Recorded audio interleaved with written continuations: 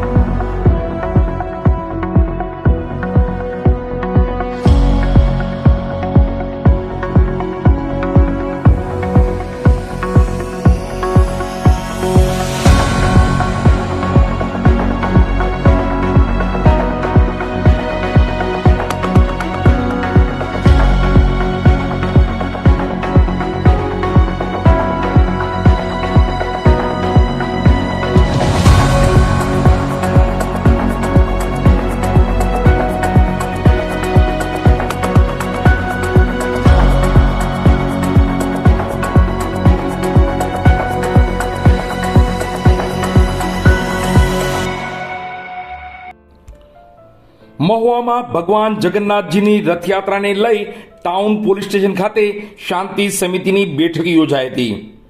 પવિત્ર અષાઢી બીજના પાવન અવસરે નીકળનારી ભગવાન જગન્નાથજીની ભવ્ય રથયાત્રાને હવે ગણતરીના દિવસો જ બાકી રહ્યા છે, ત્યારે સમગ્ર મહુવા શહેરમાં ભક્તિ અને ઉત્સાહનો માહોલ જોવા મળી રહ્યો છે.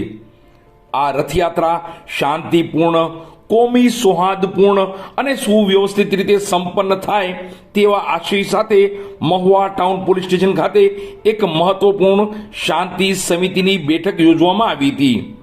આ બેઠકમાં વહીવટી તંત્રના ઉચ્ચ અધિકારીઓ અને સ્થાનિક આગેવાનો વચ્ચે વિસ્તૃત ચર્ચા કરવામાં આવી હતી અને પરસ્પર સહકારની અપીલ કરવામાં આવી હતી.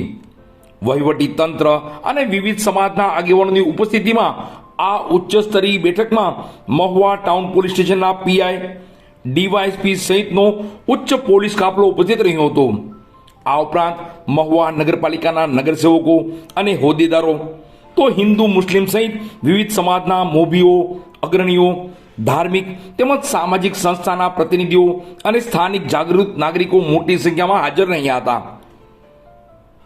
બેઠક દરમિયાન કાયદો અને વ્યવસ્થા જાળવી રાખવા માટે અનેકો મહત્વના નિર્ણયો લેવામાં આવ્યા હતા. રથયાત્રાના સમગ્ર રૂટ પર પોલીસ જવાનો, જીઆરડી અને હોમગાર્ડ જવાનોનો ચુસ્ત બંદોબસ્ત તૈનાત કરવામાં આવશે. સંવેદનશીલ વિસ્તાર પર ખાસ નજર રાખવામાં આવશે. ટ્રાફિક અને પાર્કિંગ વ્યવસ્થાને લઈ રથયાત્રાના દિવસે ભક્તોને મુશ્કેલી ન પડે તે માટે રૂટ પર ટ્રાફિક ડાયવર્ઝન આપવામાં આવશે અને વાહનો માટે ખાસ પાર્કિંગ ઝોન ઊભો કરવામાં આવશે. નગરપાલિકા તંત્ર દ્વારા રથયાત્રા રૂટ પર આગોતરા સફાઈ, પીવાના શુદ્ધ પાણીના ટેન્કરો અને કોઈ પણ કટોકટીને પહોંચી વળવા માટે મેડિકલ ટીમ સાથે પ્રાથમિક સારવારની વ્યવસ્થા સુનિશ્ચિત. રથયાત્રા એ આપણી સંસ્કૃતિ, આસ્થા અને અખંડ એકતાનો પવિત્ર તહેવાર છે. તહેવાર દરમિયાન સોશિયલ મીડિયા કે અન્ય માધ્યમો દ્વારા કોઈ પણ પ્રકારની અફવા કે ગેરસમજ ન ફેલાય તેનું દરેક નાગરિકે ધ્યાન રાખવું જોઈએ. તમામ નગરજનોએ પોલીસ તંત્રને પૂરતો સહકાર આપીને આ પર્વને ભવ્ય, શાંતિપૂર્ણ અને યાદગાર બનાવવામાં પોતાનું યોગદાન આપવું જોઈએ. બેઠકના અંતે વિવિધ સમાજના અગ્રણીઓએ વહીવટી તંત્રની કામગીરીને બિરદાવી હતી અને ખાતરી આપી હતી કે મહુવાની પરંપરા મુજબ આ વર્ષે પણ રથયાત્રા પરંપરાગત શ્રદ્ધા અને ભાઈચારા સાથે ઉજવાશે. આગેવાનોએ પણ તમામ વર્ગના લોકોએ શાંતિ અને સૌહાર્દ જાળવી રાખવા ખાસ અપીલ કરી હતી. વહીવટી તંત્ર અને જનતાના પરસ્પર સહયોગના સંકલ્પ સાથે આ બેઠક સફળતાપૂર્વક પૂર્ણ થઈ હતી. અત્રે ઉપસ્થિત બધા આપણા સાથી મિત્રો, વિશેષ તો નથી કહેતા પણ પ્રમુખ સાહેબ અને ઉપપ્રમુખ સાહેબ બંને હાજર છે ત્યારે એક વિનંતી એ રૂટ ઉપર એક આંટો માર્યો હતો. રૂટની તમને માહિતી આપી દો.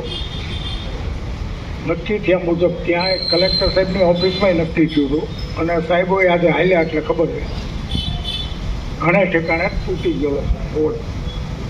જરૂર પડે ત્યાં સૂચના આપજો ચીફ ઓફિસર સાહેબ, અને રાતોરાત ઊભું થાય એવું કરી દેજો. ત્યાં વિશેષ તો અમારે કાંઈ નહીં, કોઈને અમને બીજું કોઈ પ્રોબ્લેમ નથી કે અમારે કોઈ ઘર્ષણ નથી. એકબીજા તરત જ મળી લઈએ અને એકબીજાને કહે એટલે પૂરું થાય. આ ગામની અંદર લગભગ શાંતિ છે. એટલે એ તમારા સહકારથી મોરમમાં તમે કીધું કે પહેલી ફેરી આ રીતે, તો તમારા તરફથી મારે તો એવું છે કે અમે તલગાડીના રાતોલ અને મોરારી બાપુનું જે કહી છે, તો એમાં રાતોલ અમારું ગામ છે, એટલે બાપુની યારે આમ બેઠક ને બાપુની યારે રિલેશન આપણે તાજુબ થાય છે. હું ક્યારેક જાઉં ને તો મારું ફેમિલી છે ને, મારા વાઈફ છે ને, ત્યાં મૂકતો જાઉં બાપુના ઘરે. આ તમે અમારે એવા સંબંધ છે. તો એમાં સાથે આવતા આ શેરની આદત પડી ગઈ છે કે નથી આપે તો તમારે ઈશાદ કેવું પડશે કે ઈશાદ આઝાદ જ્યાં કે ખુલૂસો મોહબ્બત की खुशबू से तर है. આ મહુવાનો અમારો બધાનો સમન્વય છે કે ખુલૂસો મોહબ્બત की खुशबू से तर है, चले ये आप ही का घर है. कि खुलूसो मोहब्बत की खुशबू से तर है, चले आइए ये आप ही का घर है. अलग ही मज़ा है फ़कीरी में अपना, कि अलग ही मज़ा है फ़कीरी में अपना, न पाने की चिंता न खोने का डर है. બધાને મારે શુભકામના આપવી પડે, તમને બધાને પણ, કે મોહરમ, બકરીદ, ઇલેક્શન આ બધા બંદોબસ્ત એટલા સ્મૂથલી આપણે કર્યા છે કે એના માટે અમે જેટલા જવાબદાર છીએ એટલા જ તમે બી જવાબદાર છો, બરાબર?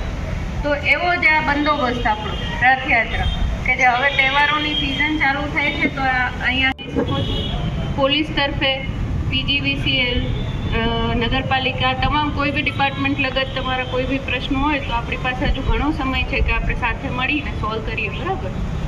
બાકી ફરીથી એકવાર હું તમને બધાને મેં કહ્યું, આપણા બધા માટે કાબિલે તારીફ વસ્તુ છે, અને એ જ વસ્તુ આપણે રિપીટ કરીએ આગામી 16 તારીખે, બરાબર? બાકી કંઈ બી નાનું મોટી વસ્તુ આટલા તહેવારોમાં ધ્યાને આવી હોય, હાલ કંઈ એવું ઇન્ટરનલ ચાલતું હોય તો તમે એવી વસ્તુ હોય તો તમે કહી શકો. Thank you.